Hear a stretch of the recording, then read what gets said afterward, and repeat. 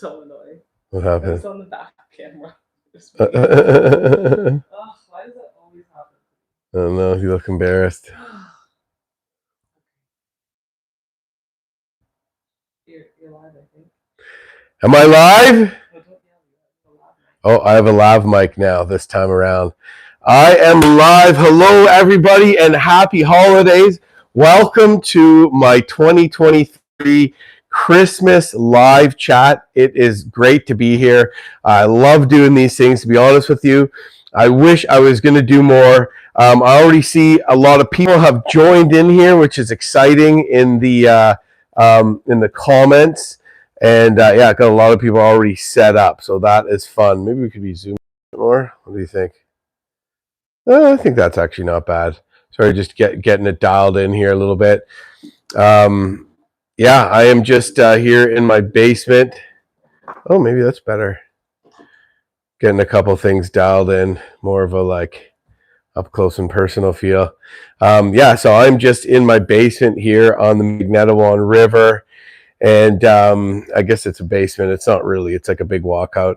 I got Tori, my wife. She's producing this for me. She just called me a prima donna because I was just like sitting here. She's got everything set up. And you know what? I need that in my life. You know what I mean? I'm going to be honest. You know, we got to be honest with ourselves here. Right. Anyways, so yeah, today we're, it's pretty open. I like to keep these things open. I listened to a lot, by the way, a lot of comments. The audio wasn't so good, so I got this little lav mic going this time. Hopefully that'll sound better. Yeah, and so one of the things I really like doing is Q&As. So we're going to kind of jump off with a Q&A. The topic of this was supposed to be getting out in the winter, which is still good.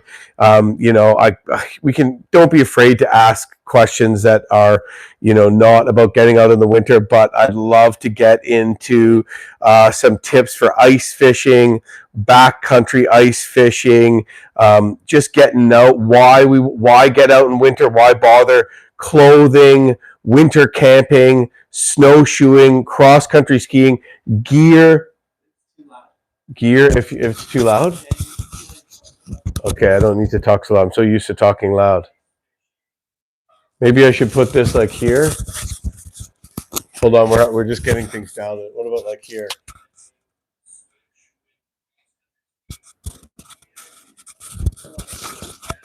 How's that? Sorry, my mic. So now the problem in the past was that people couldn't hear me, and now we're too loud. So I'll get it figured out before too long. But yeah, these are just some questions, and I got a few things I'm excited to talk about. I just wanted to give a shout out here to Muskoka Brewery too. This is Tread Lightly. It's a locally made beer. Personally, by far, it's just so delicious, guys. Like, how could they make a light beer taste this good? I don't know. Locally made beer, brewed not far from me in Bracebridge, Ontario. Definitely like an approachable flavor-wise beer for any light beer drinker. And now it's the same. Or it's in line with the price on all like the biggest light beer brands, Coors Light, Bud Light, and all that. So you can buy a locally brewed light beer from Muskoka Brewery for the same price as you can buy your regular domestic beer. And also it comes in 3 sizes, which is fun. So, it suits whatever your beer drinking needs may be. So you get the short cans, 355, tall boys, which is 473 milliliters, or extra tall can, which is what we have here. Look at that. And that's 568 milliliters. And I just, I'm just a sucker too for the branding. Like it's a hiking boot. There's dudes fishing and like canoeing and kayaking and mountain biking on it. Like, how can I not love that?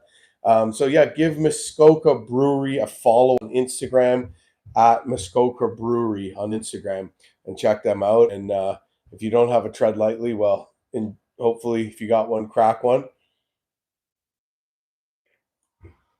And we will get right into it. Just waited there. A few more people have jumped on. Wow. Awesome to see everybody out here. We got, I don't know, a couple hundred people on already. So that's exciting.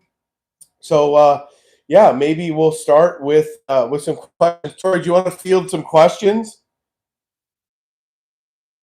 Tori's helping me like field some questions and rooting out all the inappropriate ones. That there's not too many, but like some of them are from like my personal friends who just haven't grown up. So ready for this crew and that beer is a tank, yeah. Somebody saying that beer is a tank, yeah. It's a good size, 568 milliliter. Um, somebody, Adam B saying, "Love me some Mad Tom." That's a favorite too. Okay, here we go. Bry, not necessarily about winter, but where to put the canoe food barrel at camp. Is it too? It's too heavy to hang, I find. So, for those of you that aren't familiar with it, a lot of people on canoe trips carry their food in a food barrel, and it's basically like a big olive barrel with straps that strap to it, so it can be carried like a backpack, and a big sort of circular clamp that clamps around the top, holds it together. There's a seal that holds the lid on, so even though it can be filled with 80 pounds of food, some of the bigger ones, it'll still float, and it's definitely makes it harder for animals to get into. So the question is, what do you do with this at camp? How do you hang it? Because a lot of the times, hanging your food is recommended. I did take the big leap of hanging food barrels. Some places you can't. When you get further north and there's black spruce trees and stuff like that, there's no big branches. It's almost like pointless to even try, and I've even tried hanging them in the past where as I'm trying to pull it up, it's so heavy, the branch that it's on breaks and actually came down and hit my friend in the head. Everybody was okay. So, on the advice, some people would say this is bad advice, but on the advice of a lot of people, a lot of northern people that I've talked to, that I travel with, Cliff Jacobson as well. You just walk a good distance from camp and just like throw it down in the bush, if you have a food barrel. So there you go. Some people might say, oh, you shouldn't do that because it's better to get it off the ground and be away from bears. And, you got to be smart about things. But I think the key is just keeping your camp clean, not like dumping food all over the ground around the fire. Of course, don't bring food into your tent, you know what I mean?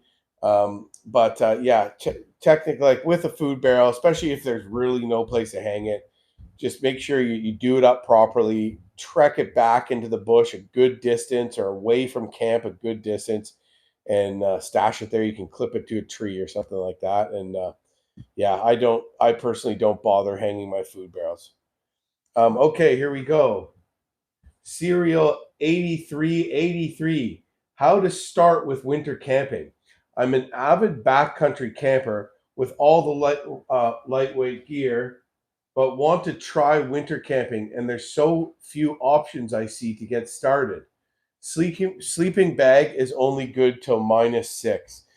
Yeah, so I think probably your sleeping bag is one of the most important things when it comes to winter camping.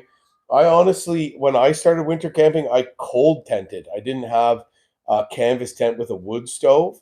And often what I did too was I would just, if you have a really good ground pad or you make a really good bough bed where you're allowed to do that, and where, you don't want to really cut boughs at an established campsite, because you're definitely going to leave like a mark that takes a long time to grow back. But you can make a good bow bed, bring a good ground pad, Xped down mat. They make stuff that, it's just so comfortable, it keeps you off the ground, and it's insulated so that cold from the ground doesn't seep into you. And oftentimes I slept by a fire. So I just kind of do a tight little cozy lean-to tarp rig with the front pointed out of the wind, and or away from the wind, and I'd camp by the fire. But you can cold tent. A great tip for that is before you jump into your sleeping bag, do a little jog around, get that body temperature up, and then jump into your sleeping bag, and that heat from your body will go into your sleeping bag and stay in there and keep you warm the whole night. Also, even if you do not feel like your clothes, like your base layer, the layer of clothing against your skin, even if you don't feel like that's damp at all, always change your base layer before going to bed, because even if you don't notice it, your body will always have a little moisture on that damp layer of clothing, and that will keep you cool. You're going to want a better sleeping bag than -6 for winter camping. But what a lot of people don't realize is that, two sleeping bags works great. Like, I remember my brother and I, we went, it was -40 and we were winter camping, and he had like a -12 sleeping bag and a -30 sleeping bag. And he just put one inside the other, and he was like toasty warm, and it was -41.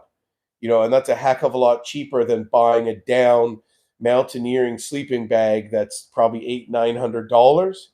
The other thing that works too, that is a lot less expensive, is just blankets, right? Good old blankets.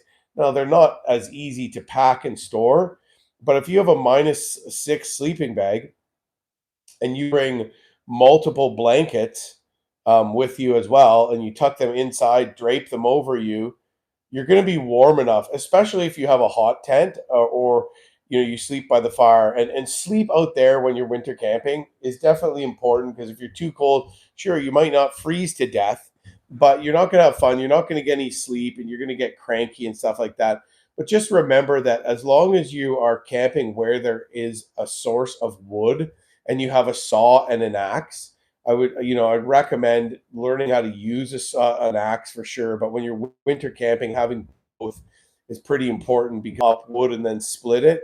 If you have both of those things, you can, as long as you can keep a fire going, you're going to be okay. And that's why you could hear stories of mountain men trudging off into the wilderness with like just the clothes on their back and an small blanket or a very minimal bit of clothes. It's because they work hard, they build up a sweat. Everybody says don't sweat while you're winter camping. That's not really true. When you're winter camping above the tree line and you don't have a source of wood to dry your clothes up, that's where it gets dangerous, and you can actually die if all your clothes are wet. But if you have a means to make a good fire and at least one change of clothes, you can, even if you dump sweat, you can get to camp, uh, light a big fire, and then you got to spend a long time standing there. Maybe you make a little drying rack, but you stand there. You dry. First thing you get there, you cut all the wood. You light a big fire. You swap out into your dry clothes, and you stand there for like an hour. Then you put those on the next day, and always keeping a dry pair for sleeping. And you can sweat a lot when you're out there. It just means you have to spend a lot of time drying your clothes.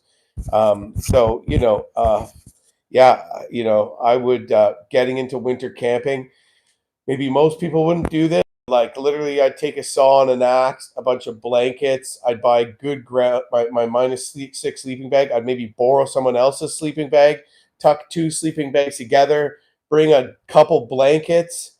Your ground pad makes a big difference, and dress good base non-cotton base layers is key. And yeah, just get out there and have a bit of an adventure. I think that you are going to be 100% fine, as long as you know how to light a fire and cut wood. You'll be fine. I hope that was helpful. Any winter trips planned? Outdoors, my life is asking me. Um, yeah, I have some winter trips planned actually. I'm going to the Yukon this winter to meet up with a contact of mine up there and some of his friends, and we are going to do a big snowmobile expedition into a super remote lake. It's kilometers, and we are going. You typically only people ever fly in great expenses, and we are going to try to land some gigantic lake out, and we're going to do about a week long snowmobile expedition into a place that very few people ever go, particularly in the winter in the Yukon. Um, I've had some talks with my brother about doing some winter survival type content as well, and essentially just going out into the woods and seeing if we can hack it. Just living hand to mouth in a survival type of scenario. And also, I'm going to get out at least when the ice. We've had a slow winter this year, but I'm going to get out and do some winter camping in my area and also in Northern Ontario with some people you've seen me collab with before. My brother, My Self Reliance, my buddy Nate Smith, that's Sean James, and My Self Reliance. So yeah, I'm going to be getting out and doing a lot of winter stuff. What's happening first is I'm getting through my current series. We are just wait when you see this week's video, you're going to be like, this is crazy. We take this epic road into what is the most remote community that connects to a road in all of BC, which is called Telegraph Creek. And much of the road is just lined with sheer cliffs going down into the Grand Canyon of the Stikine River. Just crazy, beautiful views, but pretty scary. Narrow one lane roads, and we're going up 20% gradients, cliffs on either side, tight switchbacks. It's just like awesome. The views are crazy good. And then we put in onto the Stikine River and we begin a 10-day canoe trip down the River into Alaska. So you're probably going to have like 5 or 6 more videos of that left. Yeah, and so, probably January, February, I'm going to get out in doing some winter camping, head to the Yukon in March. So yeah, lots of winter content to come. It's going to be pretty exciting. And then next spring and summer is going to be like I'm going to be doing some pretty intense stuff again. So pretty exciting. Um, can you quickly explain how changing the angle of the paddle affects how you steer? Yeah, so your paddle. This is Deb Wilson's just asking, how does changing the angle of my paddle affect how you steer? Well, a paddle is essentially, it propels you forward, but it also acts as a rudder. So if you push your if you're gliding your canoe straight in the water like this, you push your paddle in, it's going to create resistance on, say, the right side of the canoe. If you put your paddle in just flat like that, and that will essentially slow down the right side of the canoe and will essentially get you to turn right. But as I'm J stroking, which I think is what you're saying, which is when you see me paddling forward, I'll twist my top hand like that. So I'll paddle forward and I'll twist my top hand like that, and essentially, what's happening there is I'm doing what you call a correction stroke in the canoe. So when you're paddling forward in a canoe, because you're paddling on one side and typically you're paddling a little back of the center of the canoe, if you just paddle on one side, well, you're just going to start doing circles. So after I take a forward stroke every time, I have to then rudder myself, then pry the canoe to go back to the right. So technically, I paddle, forward like this, hard paddle like that, and then I rudder myself back out straight, or else I will do circles. So when you see me doing a J stroke, instead of going like this and prying the canoe back to straight, I'm actually folding my wrist over and using the back of the paddle to rudder and push out against the water. So I paddle forward, which turns me this way, push out against the water, which turns me back straight. And the reason doing it like that is better is because it's a more natural motion. So if you can also just go like this, paddle, pry, which is easier, but then there's kind of two motions, paddle, pry. But if you just do a J stroke for cruising, thumbs down, pry, and you can actually slice that paddle back, which is called the Canadian J, into the water. And it's a lot less effort. It's a lot smoother of a motion than when you're paddling throughout the day for hours and hours and end. All that adds up a lot, believe me. But when you're in a rapid, the more powerful stern pry is the one to use to straighten you out. I hope that helps. Todd Hill, what's a good starter slash solo tandem canoe for rivers and lakes? What is a good starter solo slash tandem canoe for rivers and lakes?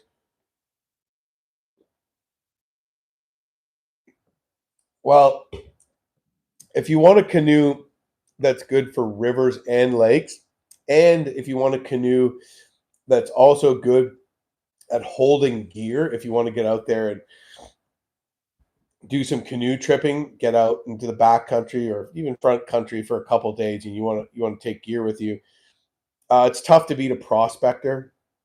Prospector canoe, the name was put out there by the Chestnut Canoe Company in New Brunswick that went out of business, but it's modeled after Algonquian canoes of the Northeast, which are thought to have been some of the nicest birch bark canoes ever made, and they started making them in wood canvas.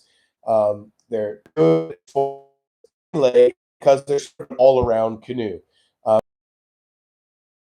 Swifts, maybe a little whitewater. On the river, the bigger of a rocker in your canoe, the more it turns. And when you're in current and rocks are coming in front of you, it's good to be able to turn to get out of the way. However, the bigger of a rocker and the better you can turn, the slower it is on flat water. So Prospector Canoe offers, a little bit of rocker to make it good on flat water and a little bit of rocker to still make it pretty good at steering in rapids. So oftentimes I'm using a Prospector Canoe, and I'd recommend that. I'd check out the probably would be a good bet is a Novacraft 17-foot prospector in tough stuff material. And then you have a material that's lightweight but can still take some bumps in case you get into rivers and you say, hey, I want to run that class one, and I might scrape over these rocks, or maybe even a class two would be doable in a tough stuff material. You don't need to go tough stuff expedition. You probably don't need to go like T4Max or one of those heavier plastic type of materials that some other manufacturers offer.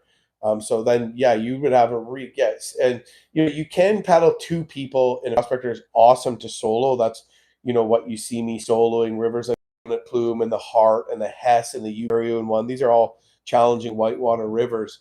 But for me, with two people, it's a little much. So I would say go with the 16-foot, and it's still fine to solo it as well. I hope that helps. Deanna Latornio, what did you get for Tori for Christmas? Deanna, Tori is fielding these comments and she's bumping them into the top. So the reason she selected your comment is so she would find out what I got her for Christmas. So this is very, very sneaky by Tori, because she's listening. So unfortunately, my lips are sealed. I'm sorry, Deanna, but thank you. Thank you for your question. Phil Filson, could you make a gear video? Could you make a gear video from boots to pants, boomerang flat water paddles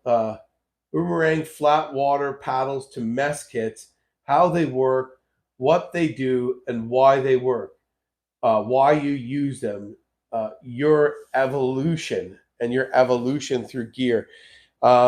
Thanks, Phil. That's a good question.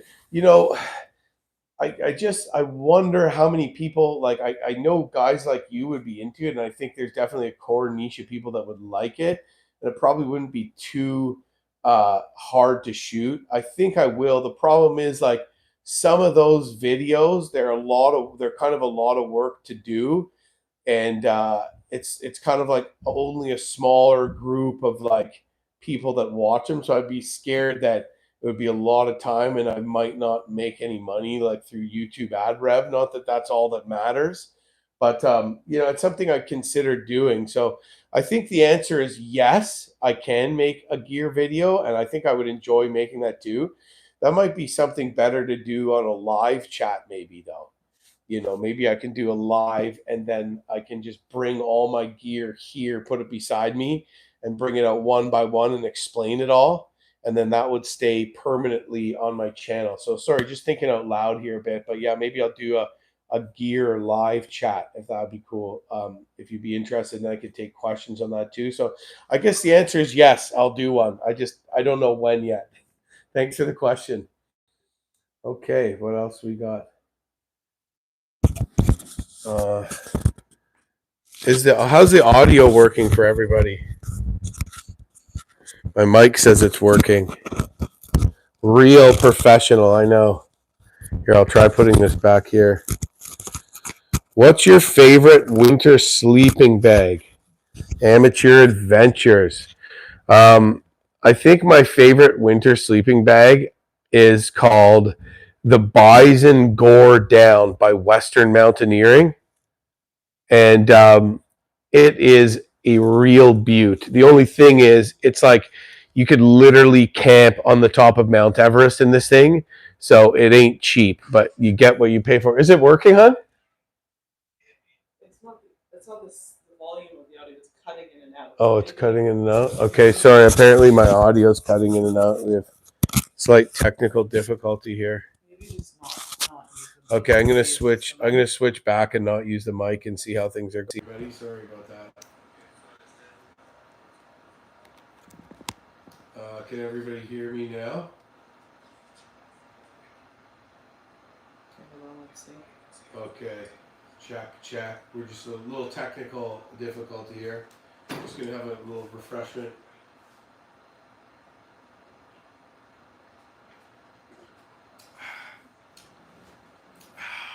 Yes. No, it's not the mic. It's not. So it's happening anyways.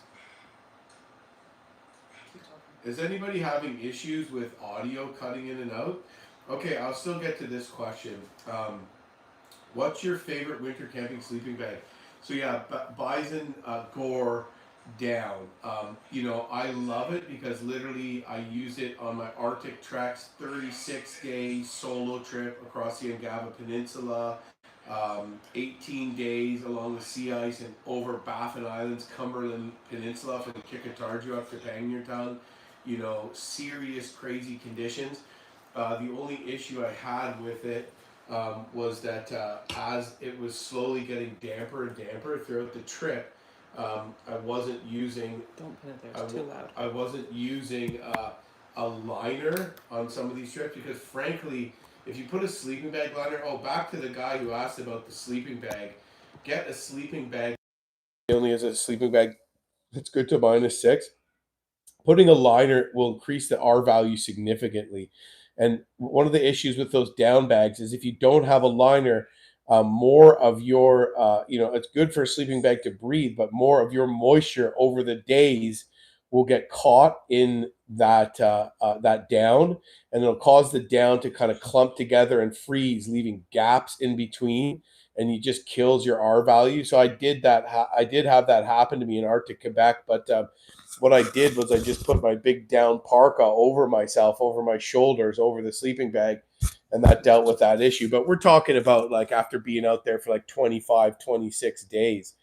So yeah, love that. But honestly, you'll be pretty good with a good new -30 synthetic sleeping bag, a liner, and some good extra clothes if it's cold out and you wear your clothes, and a really good ground pad. I can't say enough how good a really good inflatable down ground pad makes a difference, especially if you don't want to be cutting boughs and stuff like that out there. So yeah, I hope that helped a little bit, and it seems like um, yeah, it looks like it's just maybe my internet is why it's cutting out, but it looks like nobody's really having um uh yeah, everybody's saying the audio is very good here. So yeah.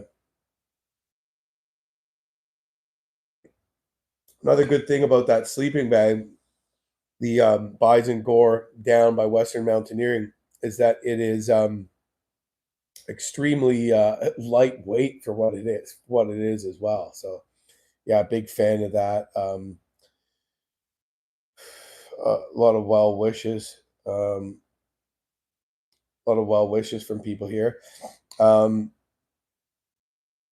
does anything hit harder than a spring brookie? Steve V. I don't know, man. And you know what hits the hardest? The first spring brookie that you catch in the year. And also, does anything taste better all year than the first spring brookie that you catch? The answer is absolutely not. And actually, I got a couple of people sort of mentioning, here's one. Do you use heated socks? I don't use heated socks. What I do is I'll just bring a bunch of hand and toe warmers, but I don't really need them when I'm traveling throughout the day. And I just make sure I pull the liners out of my boots at night. Or sorry, I make sure that in my boots when I'm traveling, I either put Ziploc bags or even bread bags over my feet, or I use waterproof Gore-Tex socks, and that prevents any moisture getting into my boot liner throughout the day. Which, by the way, is a great tip to use if you're in early winter, late fall, and you're wearing insulated rubber boots where you don't have a removable liner. As soon as they get wet, they're extremely hard to dry, and your feet get way colder as soon as they're moist. So yeah, wear those Gore-Tex socks. You can dry out the socks pretty easily, and that's the key. Or else that moisture will get into your boot liners and they'll freeze solid. You'll be putting on frozen boot liners. Your feet will be cold.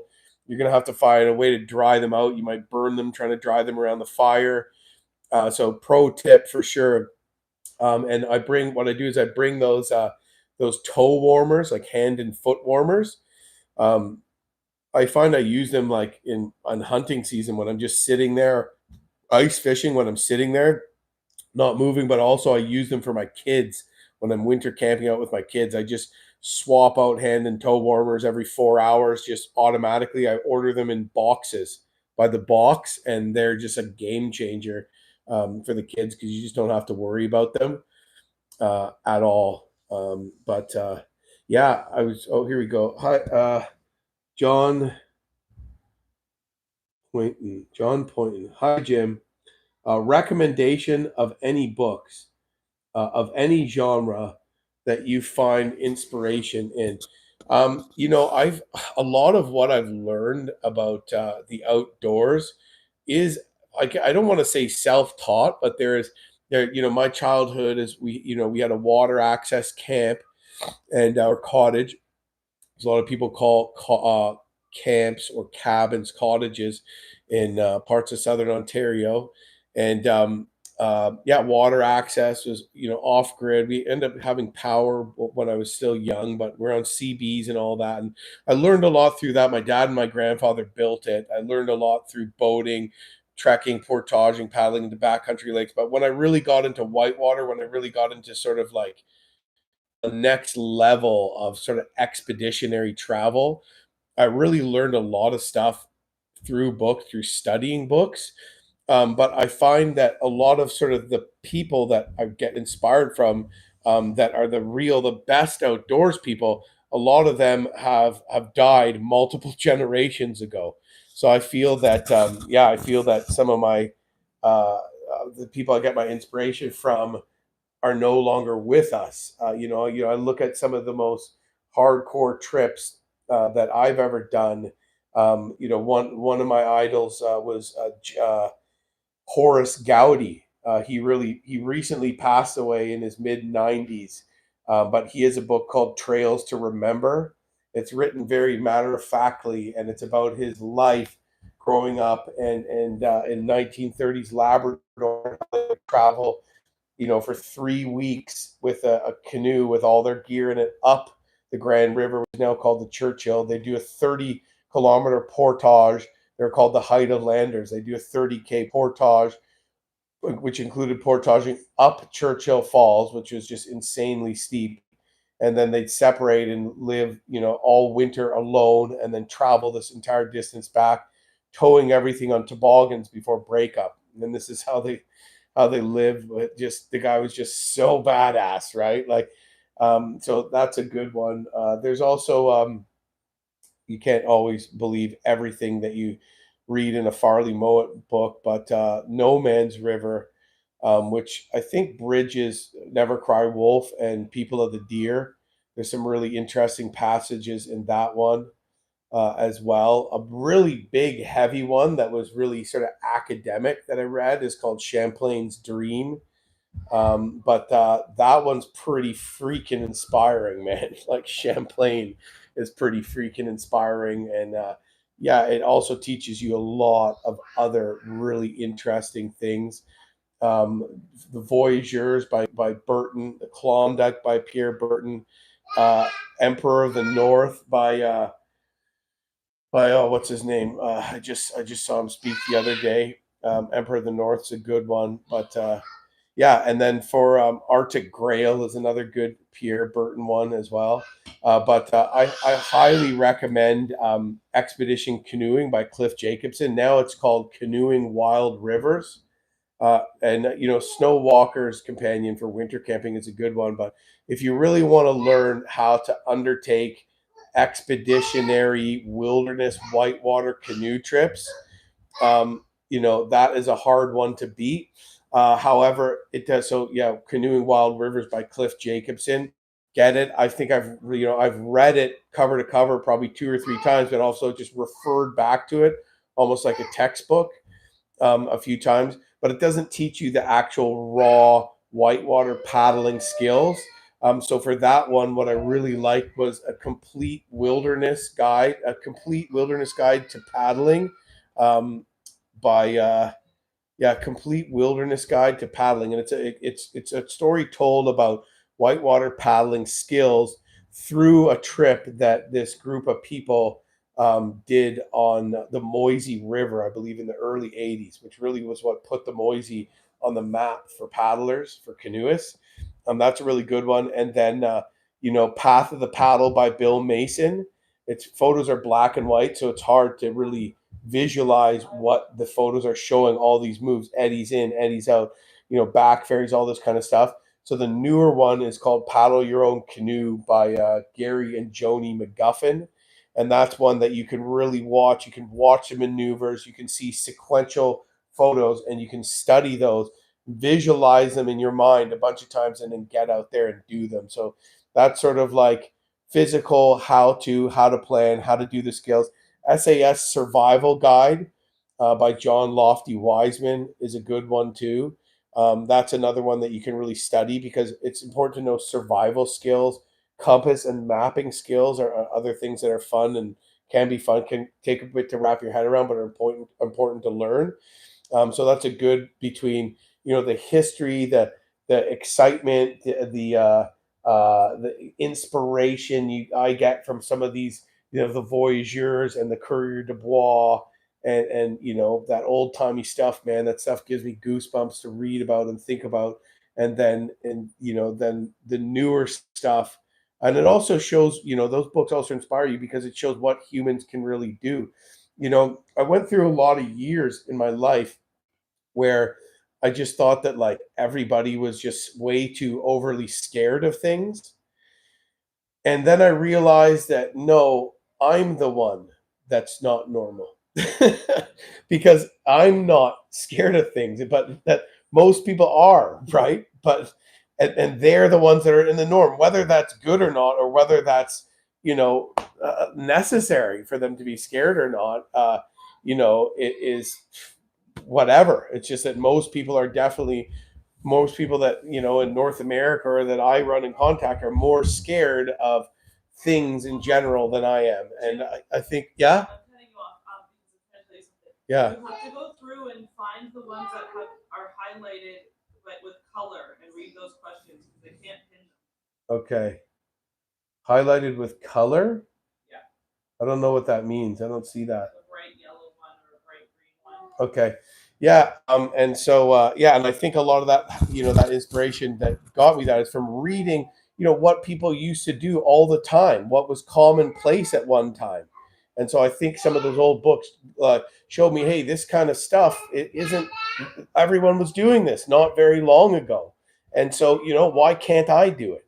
And I go out there and I do, and then reading the books about specific skills, the more textbook stuff, both those things together have definitely been helpful. So, anyways, got in a bit of a tangent, but I hope you like that one. Hey, Tor, should I scroll up or down? Like scroll like up, or I don't understand. Like push my finger up or down. Okay. All right. Somehow we're having problems pinning the comments here. Oh, I see them. Okay. Okay. In the outside, we just got a new puppy. Can you pass on some tips for training her for canoe adventures? Yeah, a dog is a great companion on canoe adventures. I think one of the best things I can just tell you is just to get out there and do it. And your first couple of trips might be a bit of a poop show. Children watching here. Um, but sometimes the best way to sort of train them is just by getting out there and doing it with them. I also have tried just with a canoe just tied to a dock, or even on shore if you don't have access to a dock, put the canoe down in your yard, whatever, on your property, backyard, in the living room even, and just train your dog in the boat, out of the boat, in the boat, out of the boat. So easy. You just use a little treat. You put the treat in the boat and you say jump in the boat, and they get it. Then front of the boat, back of the boat is important. They probably already know that because you probably taught them front of the car or back of the car, back seat, these kinds of things. Use pointing and hand gestures. That's important. And the other one is when they're sitting way on one side of the canoe, that can kind of be a pain in the butt. I just say other side, and they kind of figure it out, and they just get up and move around and sit down again, and that sometimes works. Um, you can kind of like spatula them over with your paddle a little bit, bring treats with you. But I think those things are the key things that are important. Make sure that you bring enough food for them and that the food's in a waterproof bag. You can even get a little doggy backpack. There's a lot of doggy pack backpacks out there. Most of them suck. The one out there that's good is called the Palisades pack by Roughwear. It's actually really good. They also sell a collapsible dog water bowl, which is great to have. It's not necessarily for water because the dogs are drinking out of rivers and streams when you're out there. But if you're on a long stretch backpacking, let's say, and you bring water, it's good for water, or just for their food. So you don't have to bring a big clunky food bowl, or just you can put the food on the food bear lid or on the rocks too. But it's a nice to have. And that's about it. I train my dogs to like run around the rapids when I run a set of rapids. And usually, what I do is I pull over at the top and I walk along the path and I show them where I'm going to be. And I start off with like an easy rapid. And what's happened with my last two dogs, and some people are like, "Oh my God, Jim, this is so horrible." But what's happened is the dog has started swimming down the rapid beside me, then realized that it doesn't want to swim in the rapids, swims to shore, typically doesn't even get its head wet, then runs along the side and meets me, and then from that point on, just runs around all the rapids and meets me at the end forever. So that's how I train them in real time, we'll call it. Okay, let's see what else we got here. New puppy though, that's funny. Where's North? North is he's outside. North! North's outside. North, this is like perfect temperature for North, and so he's been like North is allowed to. He's not like an outside dog or anything, but he like demands to just stay outside for prolonged periods of time. Okay. Steve V. Jim, has your sense of cinematography developed naturally, or have you studied techniques? It just gets better and better. Thanks a lot, Steve. I think one of the things that I started doing is I started shooting everything in 4K, and that has been a lot of work. But when the majority of people, I think 80% of people are watching my videos on a big screen, so having that higher definition makes things a lot better. But it sucks up a lot more memory cards, it sucks up a lot more drive space, and you need a way more powerful computer. So I was having all kinds of problems editing in 4K at first, and I ended up having to buy better software and a $5,000 computer, and then my upload speed is way more slower, and I live in a rural area where I have like satellite internet slow, so I have to go down to my friend's house, which is like an hour drive south of here, to upload sometimes when it comes down to the last minute. But I think that's good. And yeah, I just as you get better and better, it's as you do more and more, you start to uh, learn how to cover a good scene. That's what they call it, how to cover a good scene. And so you need a wide shot, a tight shot of everything. I'm starting to do more walk away shots. I have some maybe better camera equipment as well. Shooting with GoPros have gotten better. Shooting in 4K with my GoPros too.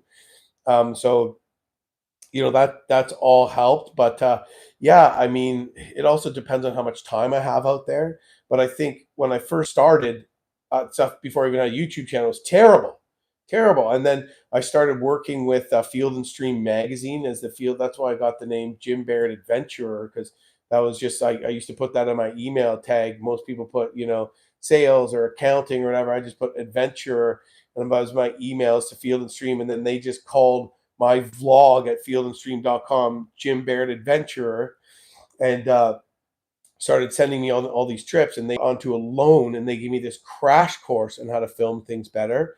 And then just to be honest with you, YouTube and the quality of content on YouTube is just getting better and better all the time. People want better and better quality stuff, and if you want to stay relevant, you got to keep getting better. So yeah, a lot of it's learning along the way. I hope that helps. Jessica H, how many cameras do you use to shoot your expeditions? How many cameras do I use to shoot my expeditions? So I use two GoPros. Then I use a camcorder. Then I use a mirrorless camera. So that's four. And then I use an aerial drone. So that's five. And then sometimes I use a trail cam, which I'm not using all the time, but I've caught some pretty cool stuff on a trail cam before.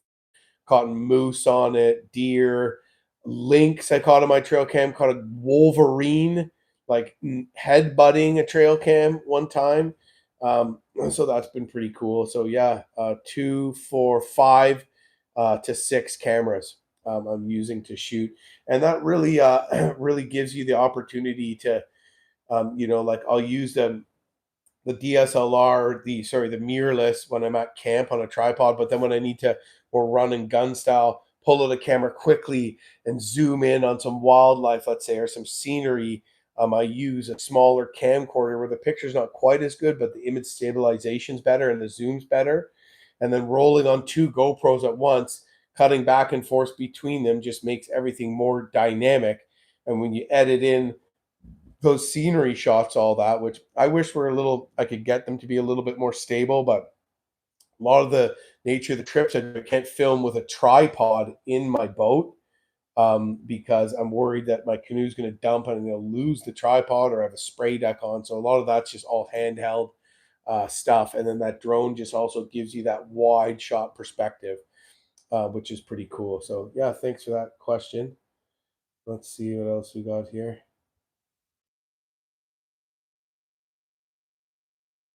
I'm just scrolling to see what else.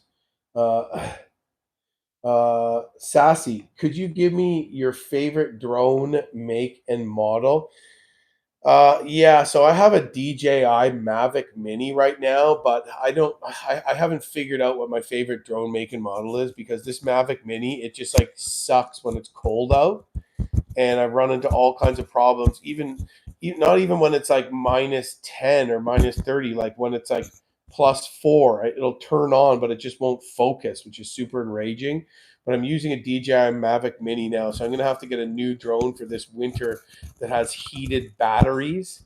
So you can get them with heated. You can buy a drone, then buy heated batteries if that model will take heated batteries.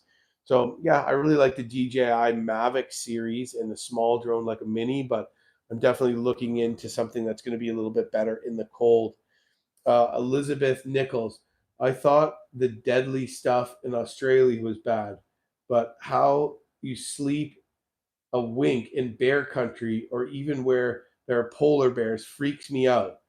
Uh, Thought I did have an, an inland taipan in the backyard on Monday. Though I did have an inland taipan. What is an inland taipan? I have no idea. Sounds like it might be scary. So sounds like you're from Australia. Cool. Yes, you said that. Yeah, I mean that's a good point. You know what? I'm not really. I think I'm scared of bears a rational amount, but it's sort of like, I mean, driving on a 2-lane highway is probably more. It's definitely statistically more dangerous, but you're used to it, right? So when I get out there and I'm freaking sleeping in bear country for days on end, and after 10 days, let's say, if you got out there for 10 days and you're like, well, I haven't been eaten by a bear yet, so chances are I'm going to be eaten by a bear on day 11 is pretty slim. And then after a lot of time, you're not scared of bears anymore, just like you're not afraid to get in a car accident anymore, even though technically it's dangerous.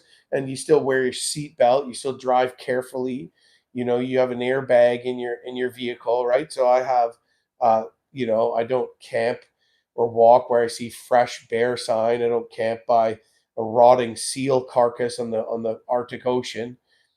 That's a polar bear attractant, right? um, but sometimes, yeah, you can run into trouble, and no matter how prepared you are, you can run into trouble. So that is an issue, but it's not something I can control. So what's the point of getting all freaked out by it, right? It's like being afraid of flying. You know what I mean? You might as well just get on the plane, sit down, and fall asleep. And if you crash, you crash. Knock on wood. I hope that helps. Evan, how much better is peaches and cream than maple syrup and brown sugar? So he's talking about instant oatmeal, Quaker instant oatmeal. I mean, a lot of people say maple and brown sugar is the best. I'm going peaches and cream all day. Like, how much better is it? I would say just under way better. Good question. Just under way better, but I like both of them, and it's oatmeal or no meal out there anyway, so you can't be too picky. Um, Larry, I'm confused by tomogamy routes. Can you suggest a good 5 to 7 day route uh, with moderate whitewater? There's not really too much whitewater in the Tomogamy region. It's mostly all lakes. But the Tomogamy River is a really fun whitewater river. And it starts from, you can start at Tetapega Creek and go through, which is on the Tomogamy Lake Access Road or the Tomogamy Mine Road. And you go through Iceland, Driftwood Lakes, and into Wassaksina, then into Cross Lake, which the Tomogamy Dam is on Cross Lake. So Cross Lake, you can access it by motorboat from Lake Tomogamy, then into the Tomogamy River, and then you go right down to River Valley and get a shuttle all the way back up. You might want to try the Macoby Grays River as well. It's a little more remote. Some people even get a fly in. But I'd say the Tomogamy River is about a 5 day trip. It's, I would say it's about a high level intermediate trip. You can also start on Lake Tomogamy. I think I like that route better, starting on Lake Tomogamy personally and paddling into Cross Lake. But that's one I think would recommend it. There are some pretty good rapids. You don't need a spray deck, but the water levels are high enough you can do it at any time of year because it's dam controlled. It's not the most remote part of the Tomogamy region, but if you're looking at some whitewater action, that's probably your kind of only real bet, I would say. And I've done it 2 times. Yeah, I've done it twice.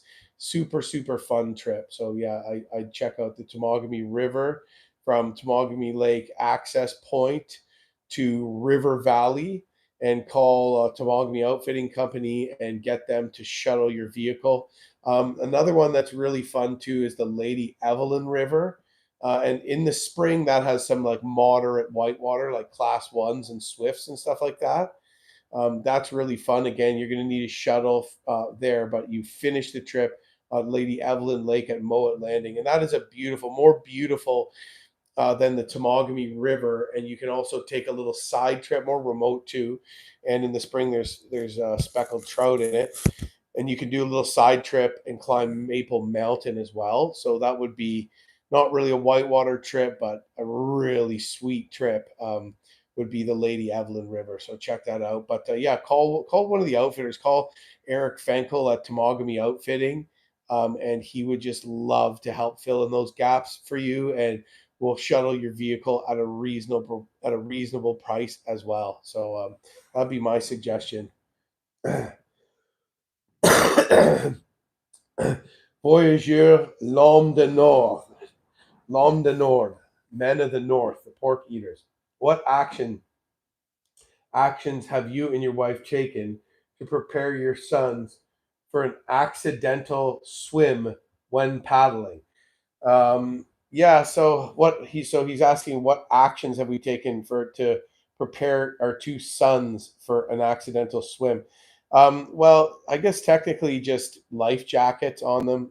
We did a trip, and also we don't paddle any whitewater per se. We did some kind of whitewater on the Stikine River, although we just were able to miss anything major. So, it'd be marked as a rapid on the map, and we just paddle to the left side of the river and avoid it. So, like, what do you do to prevent your kids from an accidental car accident in the car? You put their seatbelt on, right? So I put their life jacket on. But for this last trip, we got an even better life jacket for my son Wesley, who has disabilities. He has Fox G1 syndrome, and it's made by a company called Life Jacket Adapted that makes life jackets specifically for children with disabilities. And it's got this amazing big top piece like this that his head sticks through. And then we put a full wetsuit on him and then dress him in multiple layers as well. So literally, I wouldn't want to do this with him, but literally he could bomb over large standing waves without his head going under in that thing. And with the wetsuit, he'd be able to be in the water for a long period of time without getting hypothermia. So what do we do? So we make sure that they're safe like that. We typically don't do trips that are demanding or big open water crossings in cold water. We dress them appropriately. We make sure we're strong swimmers, and we also have a plan. Then if we dump, you know, I'll grab the canoe, you grab the kids, or something like that that might be applicable to the specific time. And then of course we make sure that we're really good at getting rigging up a tarp, getting the kids dried out, getting a good fire going, getting food made, and rigging a tight camp, no matter what the conditions are, so we can all be comfortable. And worst case scenario, avoid hypothermia too. So good question, thank you.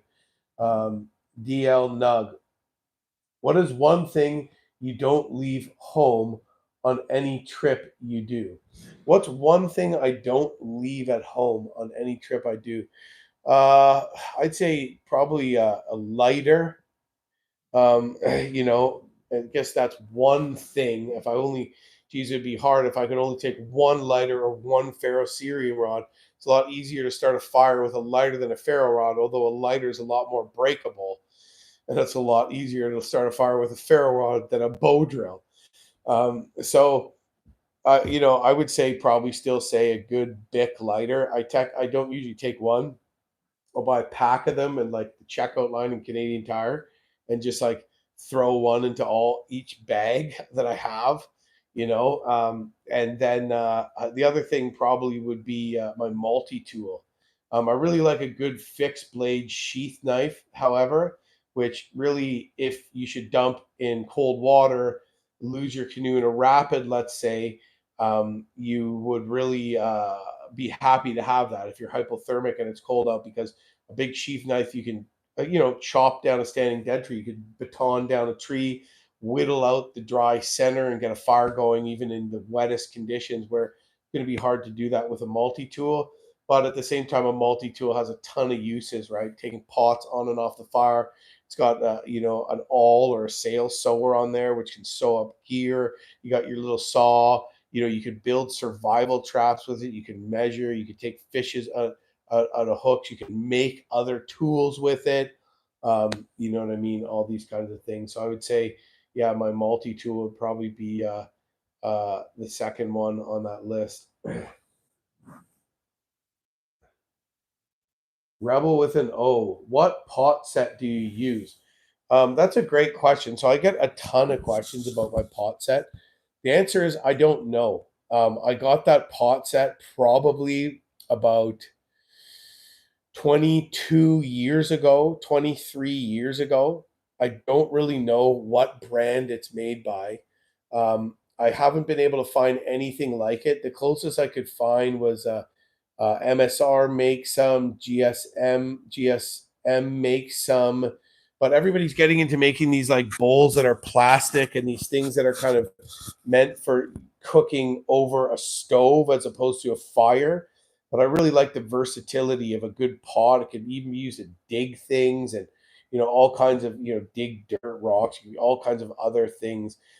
So I'm actually in the process of partnering with a brand to make a Jim Baird backcountry mess kit right now.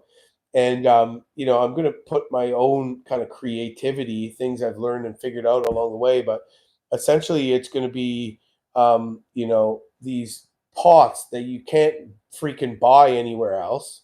And it's going to be a frying pan, which is made by a different manufacturer with my own tweaks on it, which is amazing. I've come up with a great solution for my frying pan, and it's going to be a coffee press that's a little different than the one I use, a little better than the one I use. That is my own tweaks on it, and basically things that you can't buy anywhere anymore that I've kind of collected over years. Some you can buy similar things, and I'm going to make it all available in one place. So I don't know how much longer it's going to take, but stay tuned, and you're going to be able to buy those pots for the first time in about 20 years. So I don't know why nobody's making them. So I just figured I better jump on the ball because literally hundreds of people have asked me about those pots. So I wish I had a better answer for you, but stay tuned. I'm going to definitely give a discount to all my subscribers, a promo code or something like that that you can check out. So yeah.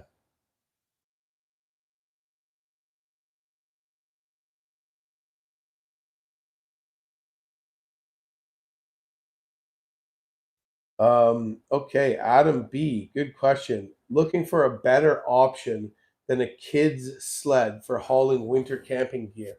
Home Hardware, I forget what it's called, but they actually sell like a really good kid sled that's actually kind of meant for hauling gear, but it's still a kid sled style. I mean, I use them for years. What I do is I'll take my multi-tool, I'll punch a bunch of square holes in them with the multi-tool, run a rope through the holes, and then on either side, and then lash a rope back and forth underneath that rope, or even right through the holes. And they're great. But I would check Snow Sled Polar. They essentially come with a sled material that, to be honest with you, looks like one of those sleds, but it has an option for a pulk harness with rigid poles and a custom built, almost like a hockey bag that fits on top that everything can lash down to. Those are awesome. I mean, they don't float like the ones people need to use when they're going to the North Pole and they have to cross leads in the sea ice that are also like almost like mini kayaks that they're using to do that.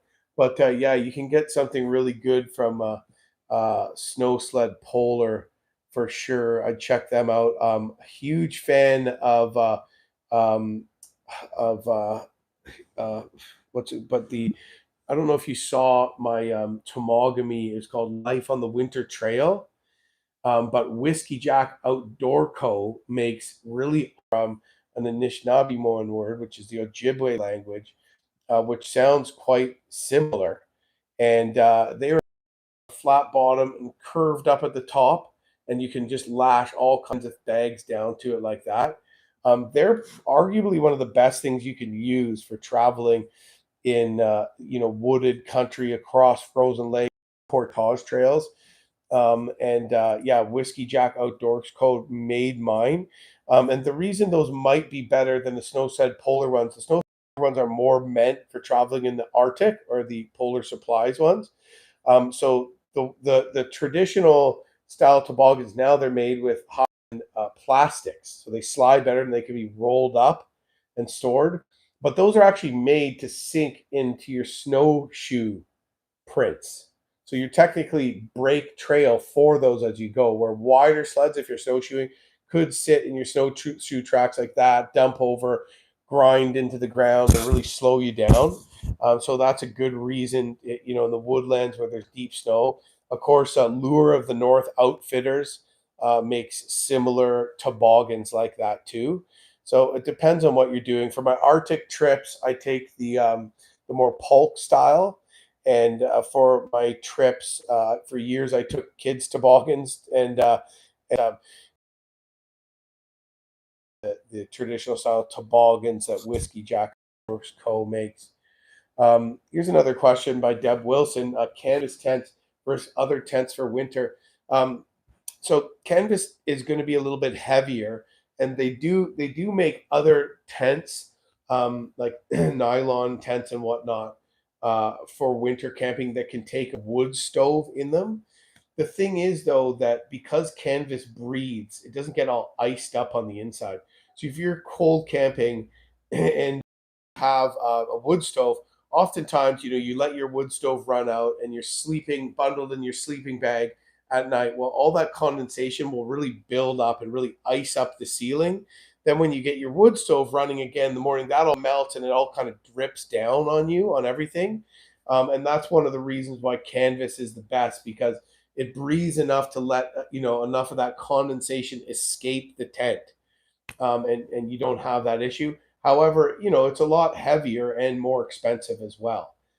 So, you know, you'll still survive and have a fun trip with one of those very small, packable tents too, but they're just not as cozy, and not the kind of place that you want to call sort of a semi-permanent home for as long. So, you know, I would definitely recommend canvas for sure when it comes to those tents.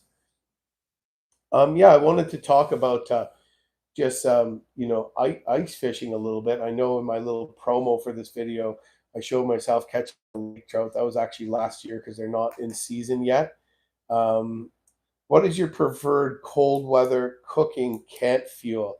So for cold weather, camp fuel is naphtha, also called white gas, also called Coleman camping fuel, because it doesn't have an issue. So, okay, so your butane, your isobutane, your propane, you know, these things. But naphtha gas, it doesn't matter how cool it is when you're doing it. So that's why I like the Coleman Guide Series liquid fuel double burner stove, the Coleman single burner, the gas stove. These are great options. The only thing to remember is when it's cold out there, they won't start without using starter's paste. So if it's late fall or if you can find some birch bark, you can light a little piece of birch bark on the element of the stove, and then you light your stove and it'll start. But it won't light with just a match or a lighter in cold weather. So one of the best thing to get is you can just buy like Colgan starter paste. It comes in these yellow sort of metallic tubes, and you squeeze a little couple blobs of that onto the element, and then you light those, and then you turn the stove on, and the warmth from that will eventually light it. Definitely key thing to remember. But yeah, naphtha gas stove all day. That's all they use in the north. If you're going to be in the far north, anywhere outside of the road system, you can't source isobutane replacement bottles. You can't source propane at all. You know, you can't source you know, the small propane camp size bottles. That's for sure. So it's all naphtha gas is the only thing you can find there. But yeah, so I was talking about ice fishing. Now there's new rules when it comes to ice fishing with minnows. So you can't buy minnows in one fishery management zone here in Ontario, for example. I don't know where it's like elsewhere, but it's similar. You can't buy them in one fisheries management zone and move them to another fisheries management zone. You also can't trap minnows, your own minnows, anymore, except in the fisheries management zone where your address is. And this is unfortunately to stop the spreading of invasive species, which is a serious issue. It kind of sucks, but there was a time where I could, you know, drive a far way away and bring a collapsible minnow trap and catch some minnows, and then you know, fish with them on a canoe trip. But you can't do that anymore. So just to be aware. However, I really like to ice fish with live minnows, because that also, especially when I have Tori and the kids with me as well, that gives me the option to not have to sit there and jig a rod. So I can kind of set up some, I could drill 4 ice fishing holes, have the kids there, have live minnows just on the ends of sticks, or just support a rod at the side of the hole. And then we could start a little fire on the ice. We could hang out. We could cook some hot dogs and spend a little family time. And hey, if one of the rods starts going off, we can run over there and hopefully land a fish. But how do you transport live minnows? Well, the best way to do that is in a small 6-inch cooler. And this is an amazing tip. So the cooler, it works in the summer to keep your drinks cold, but it also works in the winter as a thermos. So is it a thermos? Is it a cooler? I don't know. But you put your minnows in there. You don't want to put too many, not more than a dozen in your standard, 6-inch wide cooler. Then of course, if you have a hand auger that's 6 inches, you can just stick that down that hole. It's the right size, and refill it with some oxygenated water. And those minnows will live in there. Plus, if it falls over, it doesn't spill. If you're bringing minnows in a bait pail or bucket, and you're hauling them in over, a trail, man hauling them or pulling them in a snow machine or something like that, chances are they're going to dump over. You're going to lose all your minnows. You're going to be super worried about them the whole time. This way, you have a nice twist top right on that thing. They don't freeze, or they don't freeze nearly as fast. If you're worried if it's minus 30, minus 40, tape some hand warmers to the outside, wrap it in something else that's insulated, keep it out of the wind, and it'll last longer. Then the next day, even the day after, you can go out there and, you could drill holes. And then what I use is little sticks. I've heard them called pixie sticks or different things like that. I'll just get a stick. I'll drill the hole. I'll pull the slush out of the hole, and I'll use that slush to freeze the stick in. And then sometimes I'll just go ahead and tie the fishing line to the end of that stick, or sometimes I'll loop an elastic around the end of that stick, run the line through that, and leave it attached to a large spool at the side of the hole. And that's really the best way to do it, because you don't run the risk of catching something really big and having it just kind of snap that line right off the stick. And then you go and you just hand line them in. But that stick creates a bit of a shock absorber, and means that the fish won't just break you off so easily. So I've had a lot of good luck fishing backcountry lakes, even while winter camping, while staying at remote, off grid cabins and stuff, fishing with that method. But if I wasn't going to use that method, it's hard to beat just a small spoon a lot of the time, for ice jigging, or one of those little Rapala ice jigging minnows. And why do these things? Why get out in winter? A lot of people will ask me, um, what's the point? It's cold out there.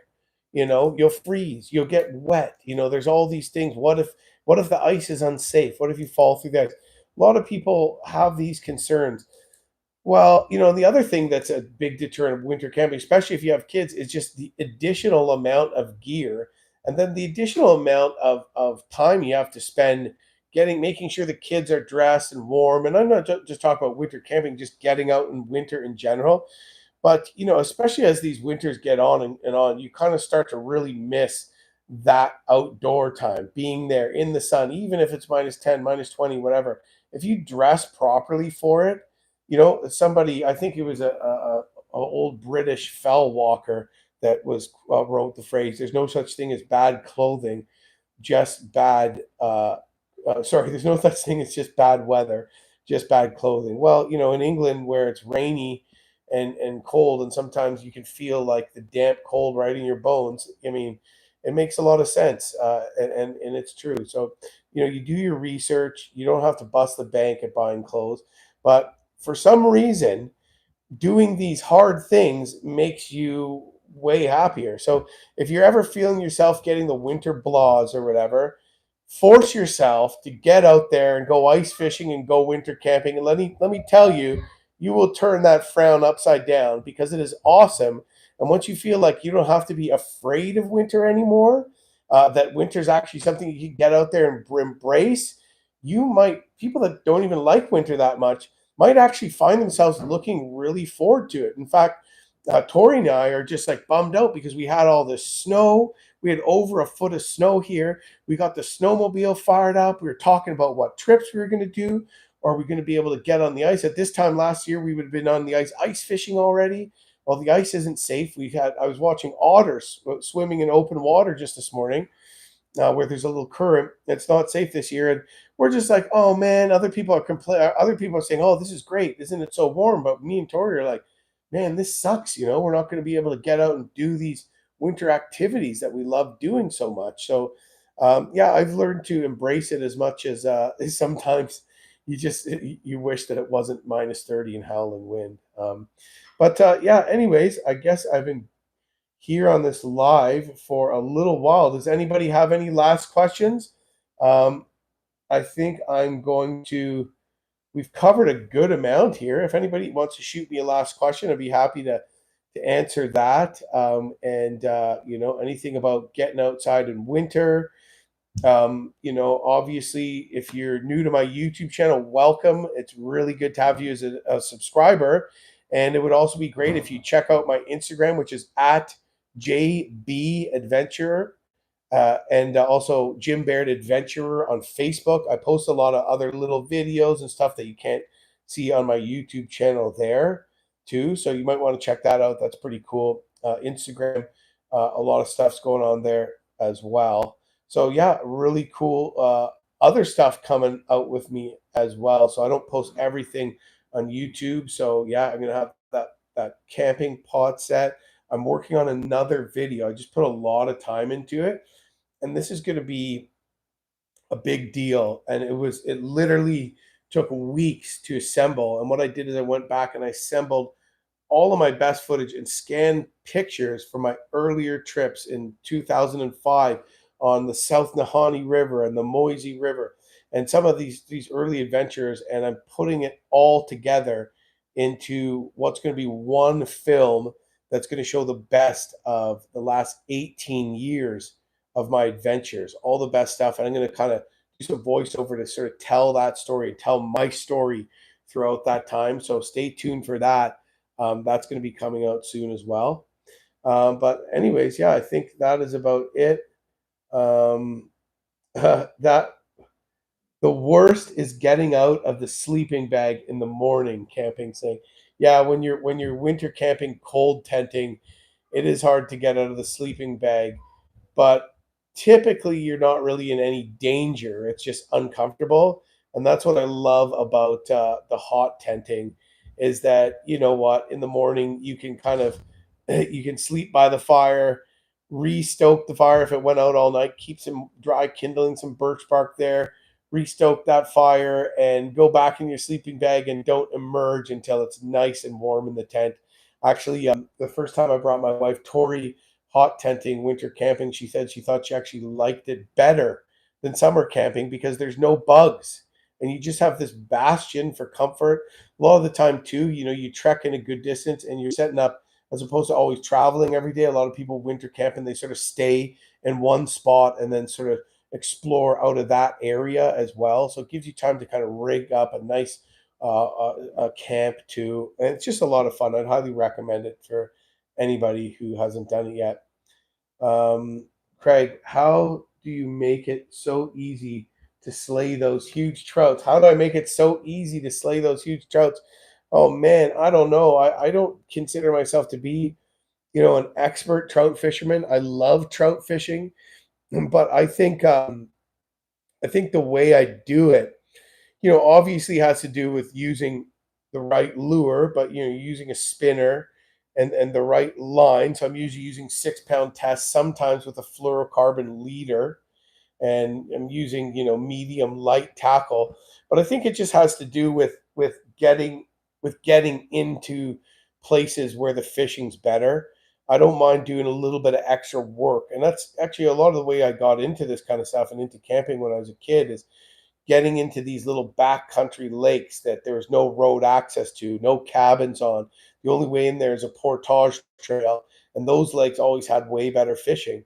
And I think that's sort of one of the reasons why I got into exploring the backcountry, is trying to find these places that were loaded full of fish. And I guess a lot of the reasons humans started exploring and traveling and looking at what's beyond the next horizon is for the exact same reason, is to find more abundant food sources and resources that can give themselves a better life. And that definitely strikes a primal chord with me. So I think I'm lucky with those big trout because I have the wherewithal and the want to do a little extra work to get into where those fish are. I would say that for sure. Well, okay, everybody. I think I'm going to sign out. I've been on here for, about an hour and a half now. Thanks a lot. Mike Brown's asking, where's North? Sorry, North couldn't join us here. What's that? Oh, North is here. Okay, Mike. North's going to make an appearance before we sign off. North! North! Watch what North does. Come on, North. Come on. Come on, North. Come on. Come on. Come on. Come on. Come on. See, most dogs you just call them and they come within your vicinity. North just comes and does this. Okay, good boy, North. Good boy. Okay, okay. North, look at the camera. Okay. There's North, Dave. There's North. Okay, okay. There you go. Good boy. All right, everybody. Well, have a very Merry Christmas, Happy Holidays, Happy New Year. Another shout out to Muskoka Brewery. If you get a chance, try Tread Lightly. Delicious, delicious beer. And thank you very much.